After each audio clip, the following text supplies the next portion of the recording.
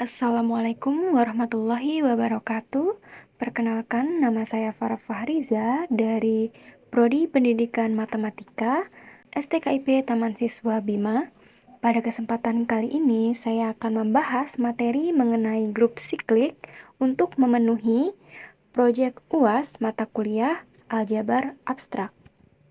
Langsung saja kita masuk ke materinya.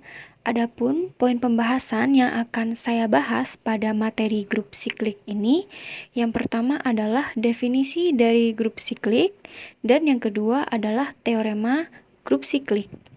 Kita masuk pada poin yang pertama, yaitu definisi grup siklik. Pada definisi yang pertama, yaitu terhadap perkalian, grup G terhadap perkalian disebut siklik jika terdapat A elemen G sedemikian sehingga G sama dengan A pangkat N, di mana N merupakan elemen dari Z atau bilangan bulat. Elemen A ini disebut generator dari grup siklik tersebut.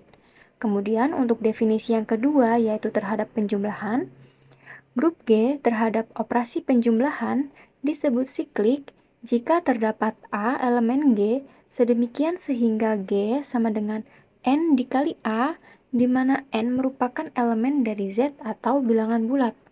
Pada definisi yang ketiga, misalkan G terhadap operasi bintang adalah suatu grup dan A merupakan elemen dari G, maka generator A yang membangun suatu subgrup A dinamakan subgrup siklik dari G terhadap operasi bintang.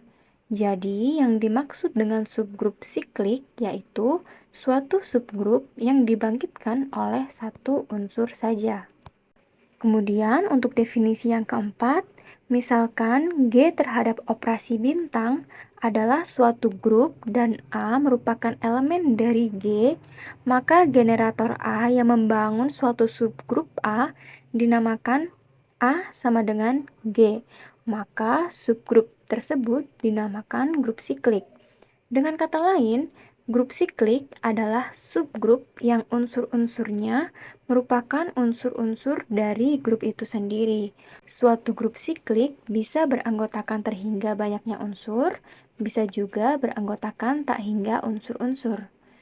Grup siklik yang beranggotakan banyaknya unsur berhingga dinamakan grup siklik berhingga, dan grup siklik yang beranggotakan banyaknya unsur tak terhingga dinamakan grup siklik tak hingga. Kita langsung masuk pada contoh yang pertama.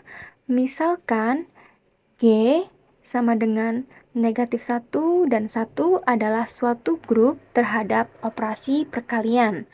Maka tentukan grup siklik dari grup tersebut.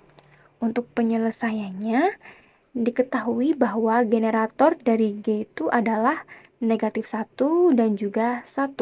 Di sini kita akan menentukan apakah negatif 1 dan juga 1 ini merupakan generator atau bukan. Kita mulai dari negatif 1. Negatif 1 ini kita pangkatkan dengan sebarang bilangan bulat. Misalnya, negatif 1 dipangkatkan 0, maka hasilnya adalah 1. Kemudian, negatif 1 dipangkatkan dengan 1, maka hasilnya adalah negatif 1. Kemudian, negatif 1 dipangkatkan dengan 2, hasilnya adalah 1. Begitupun seterusnya. Jadi, di sini bisa kita simpulkan bahwa negatif 1 merupakan generator. Kenapa demikian? Karena negatif 1 menghasilkan semua anggota yang ada pada grup G. Kemudian di sini kita akan membuktikan apakah 1 ini merupakan generator atau bukan. Jadi kita pangkatkan 1 dengan sebarang bilangan bulat. Seperti 1 pangkat 0 yaitu hasilnya 1, 1 pangkat 1 hasilnya 1, 1 dipangkatkan 2 hasilnya 1, begitupun seterusnya. Jadi, bisa kita simpulkan bahwa 1 ini bukan merupakan generator, karena 1 tidak memuat semua anggota yang ada pada grup G. Sehingga dapat disimpulkan bahwa negatif 1 merupakan generator yang membangun suatu grup siklik, dan 1 merupakan generator yang membangun subgrup siklik. Pada contoh yang kedua, yaitu misalkan G sama dengan 0, 1, 2, dan 3, Dengan modulo 4 adalah suatu grup terhadap penjumlahan, maka tentukan grup siklik dari grup tersebut. Di sini diketahui bahwa generator dari G adalah 0, 1, 2, dan 3. Maka kita akan membuktikan apakah 0, 1, 2, dan 3 ini merupakan generator dari grup siklik atau bukan. Kita mulai dari 0, karena ini terhadap penjumlahan, maka seperti pada definisi yang kedua tadi, bahwa N dikali A, di mana N merupakan elemen dari bilangan bulat. Angka 0 jika dikalikan dengan sebarang bilangan bulat tetap akan menghasilkan 0. Selanjutnya, kita akan membuktikan apakah 1 merupakan generator atau bukan. Jadi, 1 ini kita kalikan dengan sebarang bilangan bulat. Misalnya, 0 dikali 1 sama dengan 0. Kemudian 1 dikali 1, 1. 2 dikali 1 hasilnya 2. 3 dikali 1 hasilnya 3. Dan begitupun seterusnya. Jadi bisa kita simpulkan bahwa 1 merupakan generator karena 1 memuat semua anggota yang ada pada grup G. Kemudian kita akan membuktikan apakah 2 ini merupakan grup siklik atau bukan. Nah, 2 ini kita kalikan dengan sebarang bilangan bulat, misalnya 0 dikalikan 2 sama dengan 0, 1 dikalikan 2 sama dengan 2, 2 dikalikan 2 sama dengan 4, 3 dikalikan 2 sama dengan 6, karena modulo 4, maka hasilnya kembali lagi seperti awal. Di sini kita bisa menyimpulkan bahwa 2 bukan merupakan generator karena 2 tidak menghasilkan semua anggota yang ada pada grup G. Kemudian di sini kita akan membuktikan apakah 3 ini merupakan generator dari grup siklik atau bukan.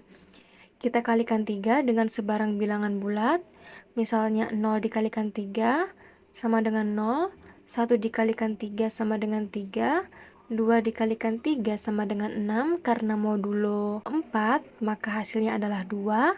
3 dikalikan 3, 9, karena modulo 4, maka hasilnya adalah 1. Begitupun seterusnya.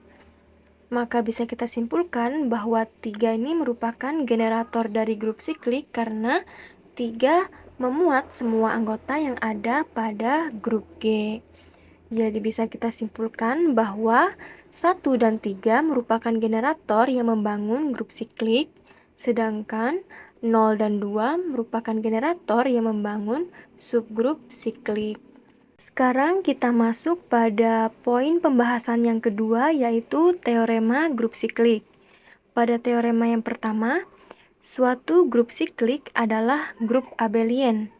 Maksud dari abelian adalah grup yang bersifat komutatif. Untuk buktinya, misalkan G terhadap operasi perkalian merupakan grup siklik dan A merupakan pembangun dari G, sehingga G sama dengan A pangkat N, di mana N merupakan elemen dari Z atau elemen dari bilangan bulat.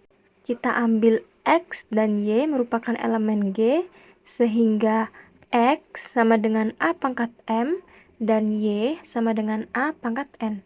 Untuk M kali N merupakan elemen dari Z. X dikali Y sama dengan A pangkat M dikali A pangkat N, sama dengan A pangkat M ditambah N sama dengan A pangkat N ditambah M sama dengan A pangkat N dikali A pangkat M sama dengan Y dikali X. Jadi, G terhadap operasi perkalian merupakan grup komutatif. Kemudian, misalkan G terhadap operasi penjumlahan merupakan grup siklik dan A merupakan pembangun dari G, sehingga G sama dengan N dikali A, di mana N merupakan elemen dari Z. Kita ambil X, Y, elemen dari G, sehingga X sama dengan N dikali A, dan Y sama dengan M dikali A. Untuk M dan N merupakan elemen dari Z.